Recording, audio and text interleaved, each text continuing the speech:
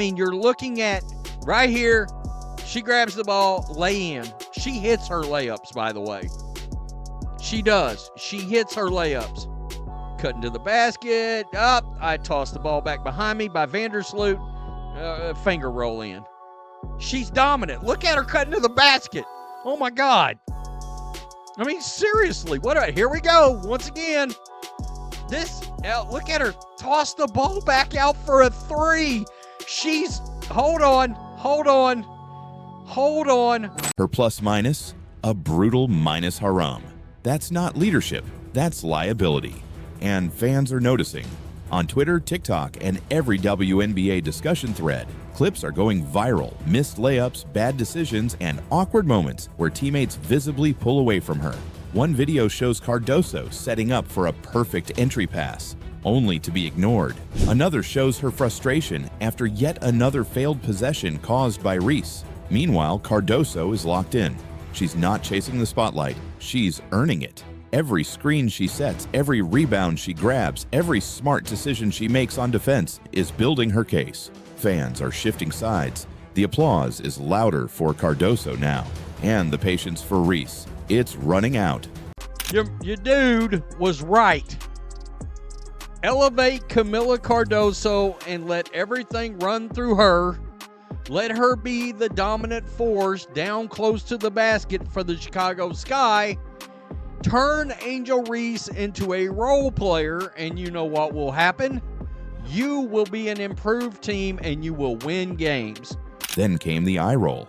After yet another failed pick and roll, this time because Reese didn't set an effective screen, Cardoso turned away with a dramatic glance of frustration. Moments later, during a timeout, Reese tried to engage in the huddle, but Cardoso stepped away, ending the interaction before it could begin. Because while Reese was putting up numbers, Camila Cardoso was doing something else, winning respect. Cardoso was locked in. She dominated the paint, altered shots, and made smart decisions. She was setting screens, rolling hard, and playing team basketball. And the fans could feel it. The difference in energy was obvious. One player was elevating the team, the other was slowing it down.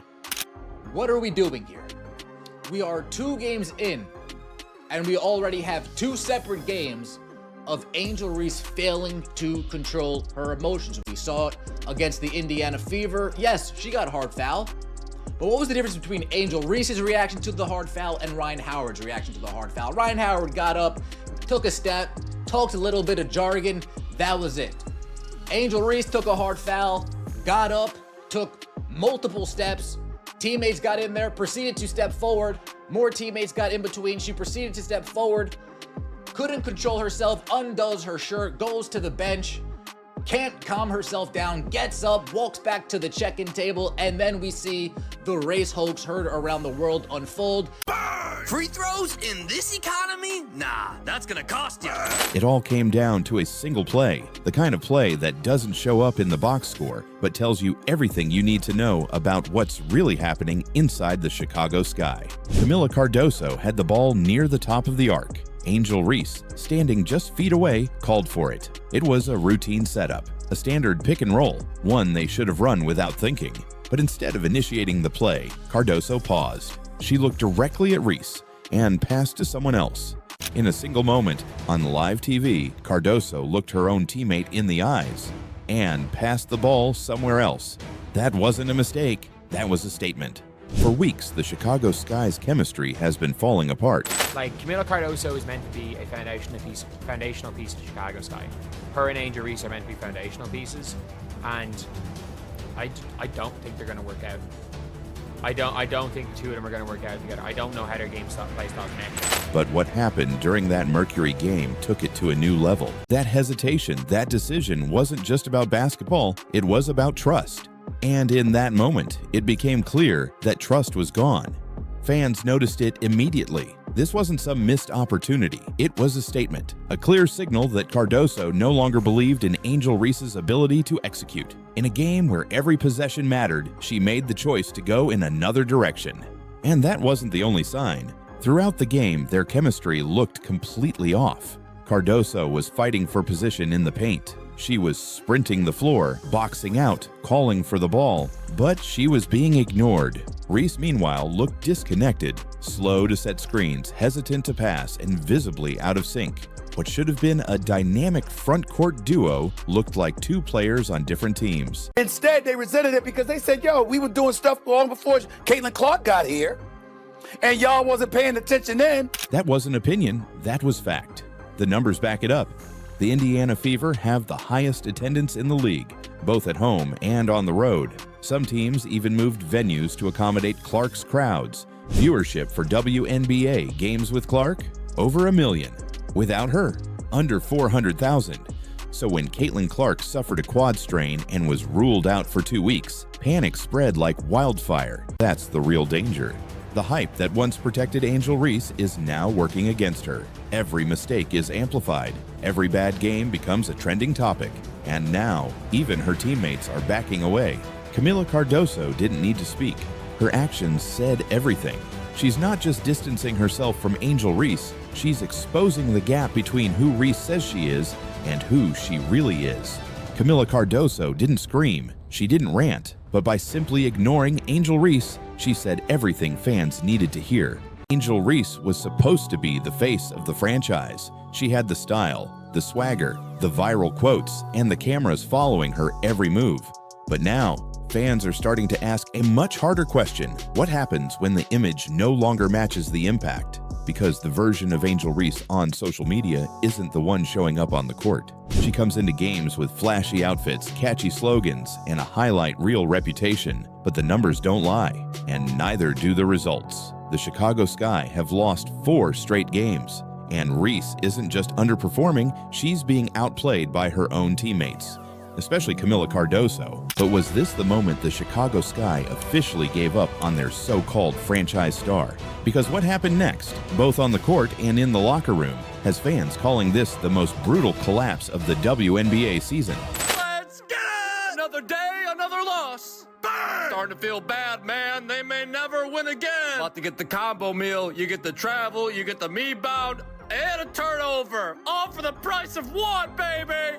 Why is she top 3 in the league in turnovers? Because it plays like that, huh? And when you look deeper into the stats, the truth gets ugly fast. Reese went 0 for 8 from the field. That's right, she didn't make a single shot. Even worse, most of those misses came within 4 feet of the basket. Easy layups. Missed. Did you know 46% of her offensive rebounds come for her own misses so far this season? 46% me-bound rate. You're welcome. New stat. Bang! Don't let that last shot fool you. Even a broke clock is right twice a day. Come on, move. Get out of the way. Just give me the plate. Come on, give it. Move it. Get out of the way. Bang! This was never just about trash talk. It was never just about one tweet, one hard foul, or one post-game comment.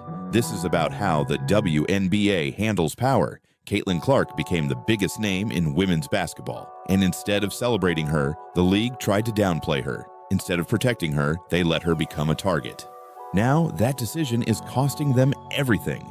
Clark's absence isn't just a 2-week injury, it's a 2-week free fall. Ticket prices slashed in half, primetime games losing momentum, entire arenas with empty rows because fans aren't showing up for women's basketball, they're showing up for Caitlin Clark. Because the majority of the people that's watching the Indiana Fever wants to see Caitlin Clark. And sad to say it, a lot of them only want to see Caitlin Clark. They don't really care about the entire team. Ticket prices plummeted, entire sections went unsold, sponsors got nervous, fans declared boycotts. I think Stephen A is 100% correct on this. At the end of the day, you already see people actually saying, hey, I'm not watching for 2 weeks. I'm not tuning in for 2 weeks. And it's really bad news for the Mystics and the Sky because both of those teams moved those games to big arenas. So it's like now that she's not playing, what is that attendance going to look like? Stephen A didn't mince words. He said flat out, the WNBA had lightning in a bottle, and they acted like it was just another rain cloud. Meanwhile, Reese, the so-called rival, couldn't resist keeping her name in the headlines. From petty shots to subtle digs, she's turned every Clark success into another talking point. And Stephen A has had enough. He even called out the double standard. When a young white girl dominates, he explained, people say she's overhyped. When other players failed to draw the same crowd, they blamed the media, not the reality. Stop fighting it. From tense stares to ignored plays, it was clear. Camila Cardoso is tired of picking up Angel Reese's slack.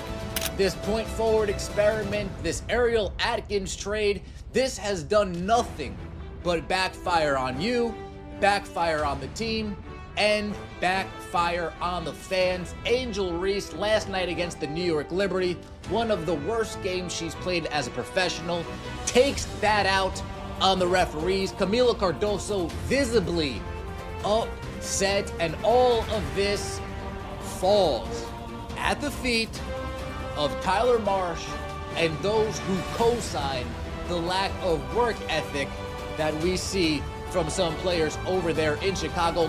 On defense, Cardoso remained locked in. On offense, she began working more with teammates who kept the ball moving. She wasn't sulking, she was shifting her energy away from Reese and toward anyone willing to play real basketball. That's what made it different. This wasn't a heated argument or some emotional outburst. Cardoso didn't need to yell, she just needed one pass, one look, and one decision to show exactly where she stood. And in that moment, Angel Reese wasn't just benched by the coach, she was benched by her own teammate. Caitlin is the show, Stephen A. declared. Either get on board or get left behind. Because if for some reason there is a precipitous drop-off, then everybody needs to stand down and recognize the fact that the speculation or the assertions and assumptions about her being the golden goose is validated. And if that happens, then you know what, you ride that wave. Rising tide lifts all boats. And if this is the magnetic traction that draws viewers to the WNBA, and her absence over the next 2 weeks due to that quad strain is providing further evidence of that, then everybody needs to accept it, stand down, and ride that wave. It wasn't just the half-court sets either. In transition, it was even more painful to watch. Cardoso would sprint down the court, seal her defender, and wait. But Reese, she'd still be crossing half-court, fumbling the ball or forcing an impossible layup, while Cardoso stood wide open under the basket. That's not just bad timing, it's wasted opportunity. The Sky's transition offense looked broken, and fans saw it clearly. Every time Reese ran the offense, things slowed down. Ball movement stopped, spacing disappeared, and possessions ended in disaster. The result? Another blown double-digit lead, another collapse. But this disconnect isn't just about basketball, it's about identity. Reese built a brand around being the villain, the fearless one, the queen of confidence. But now, the on-court reality is exposing the flaws in that image. And the WNBA world is watching it fall apart in real time. Because it's not just Reese's struggles that are making headlines, it's her reaction to them. After losses, she still smiles in interviews, posts cryptic Instagram captions, celebrates as if nothing's wrong. That might work when you're winning, but when your team keeps collapsing, it starts to look tone deaf. And the reason why is because, let me tell you something right now, I'm not going to go to word hate. I'm not going to be out there like RG3 was saying that Angel Reese hates Caitlin Clark or other players hate Caitlin Clark. But I will say this, I don't think it's specific. She is special, he shouted. She turned this league into must-see TV. And instead of protecting her, y'all let her get hacked, slammed, and assaulted every night with no consequences. I don't care about her leading the league in assists. I don't care about the points that she's averaging because I already know that the young lady can ball. Now, honestly, in my opinion, I feel like everybody who is rooting for Caitlin Clark should be rooting for the entire team and watching the entire team and supporting the entire team, because even Caitlin Clark stated that, you know, that's important to her. So I think if you are a diehard fan of Caitlin Clark, that's something you should be focused on and really still showing your support and showing up for this team, because not one person makes the team.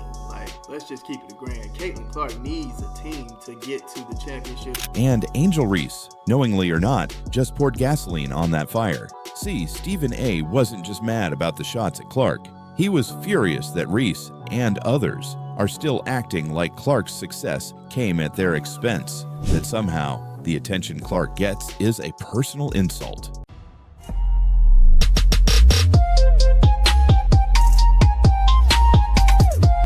Elevate Camila Cardoso and let everything run through her.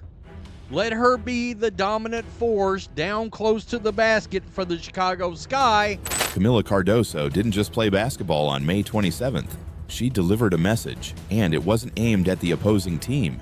It was aimed straight at Angel Reese. Cardoso, oh no. Free Camila Cardoso. She is fed up with the Chicago Sky experiment. Tyler Marsh, once again, salute to you. You are doing the rest of the league a favor. The message: I'm not wasting my prime on this. That single pass away from Reese wasn't just a basketball move.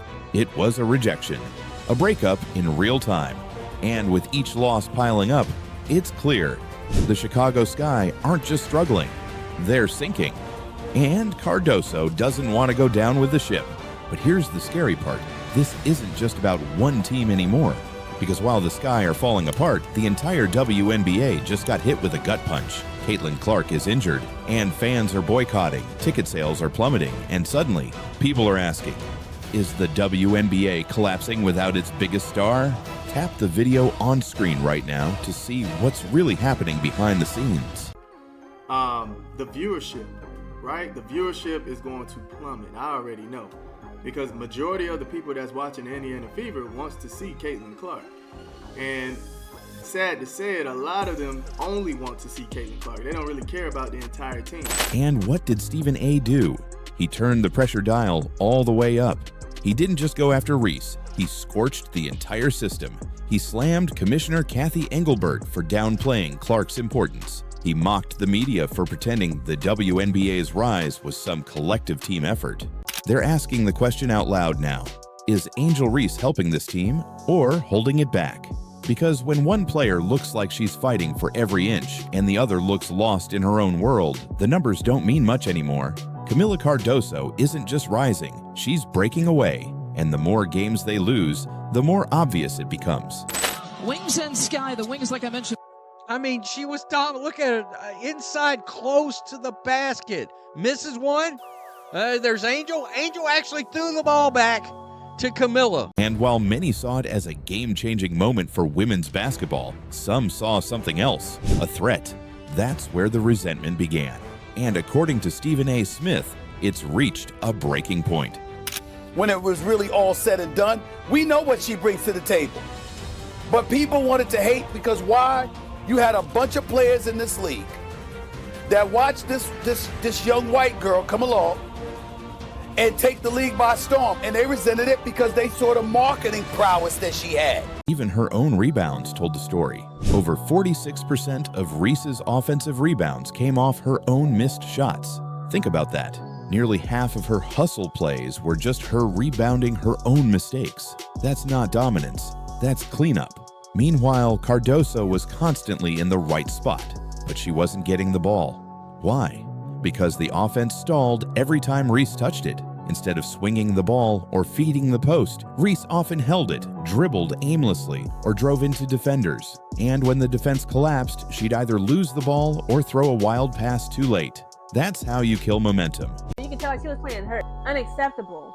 So she's hurt and embarrassed, okay? Her pride and ego is got bruised. So it's literally 4 women, like 3 or 4 New York Liberty players on her. She's still trying to check up shots, knowing it ain't gonna get her nowhere. Because again, like she was just that hurt, her pride and ego, that she felt shame knowing that she had no points. That's not how you play the game, Angel. That's not how the game of basketball works. When you are getting surrounded like that, you need to put your pride aside and pass the dang ball. And the rest of the Chicago Sky players just like looking worthless, like a bump on the log. They're just watching all this go on, not even offering no help, not even trying to run to her aid to try to get the ball. Again, everybody needs to be fired.